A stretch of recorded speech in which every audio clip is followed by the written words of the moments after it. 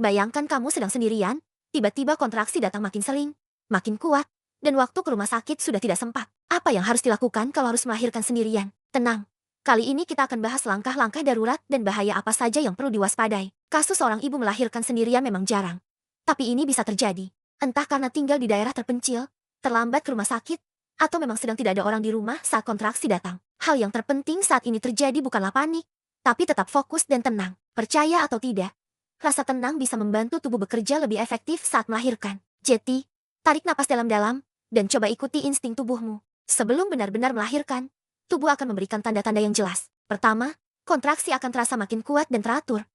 Biasanya datang setiap 3-5 menit sekali. Kedua, bisa jeti air ketubanmu pecah. Ketiga, akan keluar lendir yang bercampur darah. Dan yang terakhir, ada rasa ingin mengejan yang sangat kuat dan tidak tertahankan. Kalau tanda-tanda ini muncul dan kamu sedang sendirian, hal pertama yang wajib kamu lakukan adalah segera hubungi tenaga medis, bidan, atau ambulans. Sambil menunggu bantuan datang, ikuti langkah-langkah darurat berikut ini. Ingat ya, ini bukan panduan untuk menggantikan tenaga medis, tapi langkah sementara untuk menyelamatkan ibu dan bayi sebelum pertolongan profesional datang.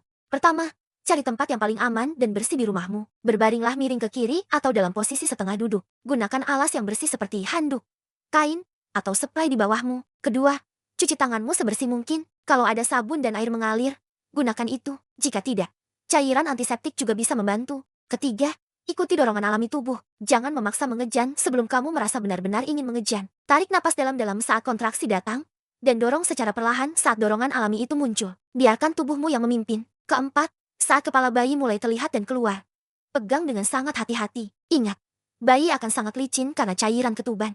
Pastikan kepalanya keluar lebih dulu. Kemudian bantu arahkan bahunya. Lalu seluruh tubuhnya akan mengikuti dengan mudah. Kelima, jangan langsung menarik tali pusar. Tunggu sampai bayi menangis atau mulai bernapas sendiri. Jika ada kain bersih, segera keringkan tubuh bayi dengan lembut, lalu hangatkan dengan selimut atau bajumu. Keenam, jika kamu punya tali kain bersih dan merasa yakin, kamu bisa mengikat tali pusar sekitar 10-15 cm dari pusar bayi. Tapi, jika tidak yakin, lebih baik biarkan saja dan tunggu tenaga medis datang. Dan yang ketujuh, paling penting, segera cari bantuan medis setelah bayi lahir.